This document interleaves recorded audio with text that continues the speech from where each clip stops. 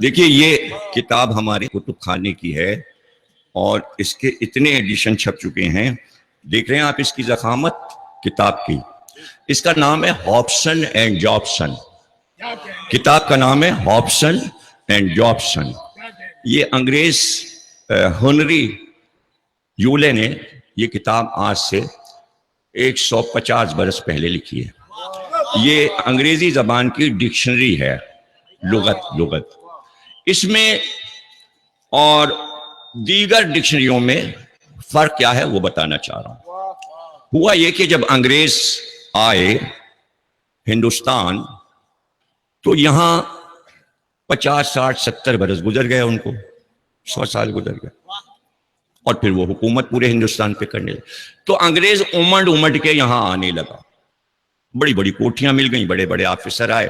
کلکتے میں چھا گئے, ایسٹ انڈیا کمپنی تھی, بمبئی میں چھا گئے, کراچی, یہ کراچی سب انہی کا بنایا ہوا ہے, کلفٹن وغیرہ یہ سڑکیں وڑکیں سب وہی انگریز بنا کے گئے تھے. نام بھی انہوں نے انگریزی رکھے, کلفٹن, یہ کیمل اسٹریٹ اور یہ فلانی اسٹریٹ, یہ سب انگریزی نام کس نے رکھے؟ انگریزوں نے رکھے. تو کراچی بھی بنایا. ساحل علاقے انہیں بہت پسند تھے, بمبئی میں رہے, کلکتے میں رہے, لکھنؤ بھی آئے, حکومت کی, الہ آباد میں رہے, میسور میں رہے, سرنگا پٹم میں رہے, گوالیار میں رہے, الہ آباد میں رہے, کانپور تو ان کا کینٹ تھا, فوج رہتی تھی انگریزوں کی, بہت سی چھاونیاں تھیں ان کی, میرٹھ وغیرہ, یہ وہ دلی میں رہے, وہ تو دارالحکومت تھا ان کا.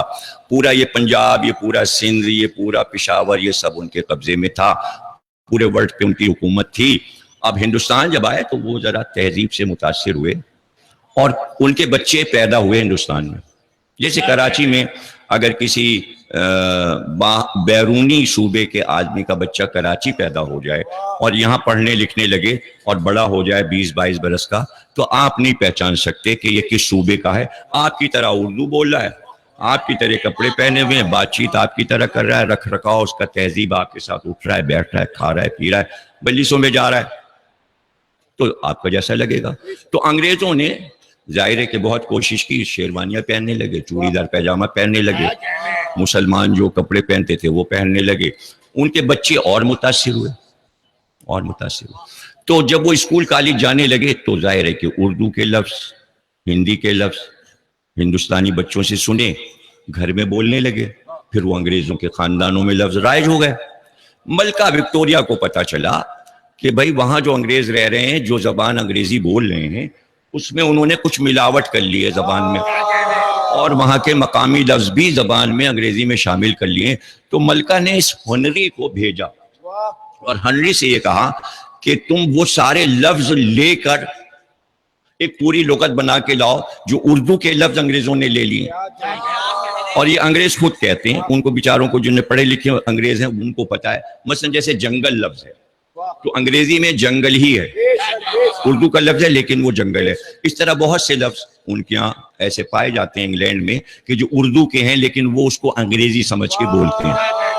جیسے وردی ہے, وردی کا لفظ ہے, عربی ہے, قرآنی لفظ ہے, اردو میں آیا, ورد سے سورہ رحمان سے لفظ اردو میں آیا. گلاب کے پھول کو کہتے ہیں, لال رنگ کو کہتے ہیں, وردی باجے کو کہتے ہیں, وردی سرخ رنگ کے کوٹ کو کہتے ہیں. وہ سارے معنوں میں انگریز وردی بولتا ہے, وہ سمجھتا ہے یہ انگریزی کا لفظ. ابھی وردی پہنے ہوئے, آفیسر وردی پہنے ہوئے. تو اس طرح کے بہت سے لفظ ملکہ نے کہا بھائی یہ لفظ بنا کے لیاؤ, اور ساری لغت تیار کر کے. وہ کلکتے آیا, اس نے کہا یہاں انگریز زیادہ ہیں, تو ایک ہوٹل میں ٹھہر گیا. رات جو ہوئی تو بیٹھا یہ کتاب لکھ رہا تھا. دیکھیں کتنی موٹی کتاب ہے یہ, کتنی باریک باریک لکھی ہوئی ہے. اس سے اندازہ کیجئے کہ اس میں میٹر کتنا ہے اور کتنے لفظ ہیں, اس کی تشریح کتنی ہے. تو وہ لکھ رہا تھا کہ اس کے کان میں شور کی آواز آئی. اس نے کھڑکی کھولی, دیکھا ایک بہت بڑا مجمع آ رہا ہے, اور سب کالے کپڑے پہنے ہوئے, سارے کالے کپڑے پہنے, اور گورے گورے گورے گورے چہرے, گورے ہیں اور کپڑے کالے پہنے ہوئے. اس نے کہا چلو یہ تو کوئی نئی چیز ہے, میرے کام آئے گی لکھنے کی, دیکھیں تو یہ کیا ہے. نیچے اتر کے سڑک پہ آیا, کچھ لوگوں سے پوچھا کیا ہے. کہنے لگے کیا نئے آئے ہو؟ کہا میں تو انگلینڈ سے آیا ہوں. اچھا, یہ آج شب عاشور ہے, یہ ہر سال ایک جلوس ادھر سے جاتا ہے. کہنے لگے یہ تو انگریزوں کا علاقہ ہے.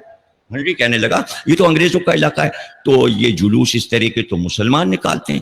کہنے لگے یہ انگریز کے بچے ہیں سب, یہ یہاں ہندوستانیوں کے ساتھ رہتے رہتے ماتمدار ہو گئے, انہوں نے دیکھا کہ مسلمان بچے علم نکال رہے ہیں اور تعزیے نکال رہے ہیں، ماتم کر رہے ہیں، یہ بھی ان کی طرح ماتم کرنے لگے. اب ہر سال ان کے یہ بھی تعزیہ بناتے ہیں، علم بناتے ہیں، تابوت بناتے ہیں، اور شب عاشور یہ ماتم کرتے ہیں.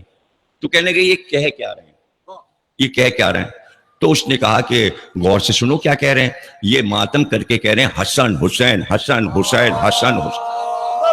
اب اس نے سنا، ہنری نے ان سے بھی اب قریب گیا کہ لڑکے انگریز کیا کہہ رہے ہیں، اور ماتم کر رہے، سینے پہ ہاتھ مار رہے. تو اس نے غور سے سنا تو اس کے سمجھ میں یہ آیا کہ یہ سب کہہ رہے ہیں Hopson Jobson Hopson Jobson Hopson حسن حسین حسن حسین ہاپسن جابسن حسن حسین حسن حسین. اس نے لڑکوں کے انٹرویو لیے، کہا یہ کون تھے حسن حسین؟ کہنے لگے یہ مسلمانوں کے نبی آخر کے دونوں بیٹے ہیں، ان کو شہید کیا گیا ظلم کے ساتھ، ایک کو زہر دیا گیا، ایک کو کربلا میں تلوار، اس کا ہم ماتم کر رہے ہیں، دونوں حسن حسین کا. یہ جلوس اس کا ہے. اب وہ اپنے کمرے میں آیا تو یہ کتاب جو لکھ رہا تھا وہ موٹی سی، اس کے اوپر اس نے بڑا بڑا لکھ دیا ہاپسن جابسن. میں اس کتاب کو حسن اور حسین کے نام کرتا ہوں.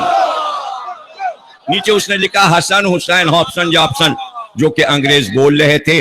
اب اس لغت میں آپ دیکھیں گے ایچ میں جب حسین آیا تو جیسے اسے جوش آ گیا، اور اس کے بعد وہ جب ہندوستان سے نکلا تو تمام یورپ کے ملکوں میں پوچھتا پھرا حسین کو جانتے ہو؟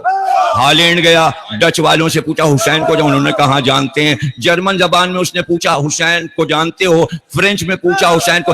جس نے جو تلفظ کیا، فرینچ کا تلفظ بھی لکھا ہے کہ حسین کیسے بولا جاتا ہے، جرمن زبان، ڈچ زبان، اسپینش میں، لاطینی میں، دنیا کی ہر زبان میں بتایا حسین کیسے بولا جاتا ہے.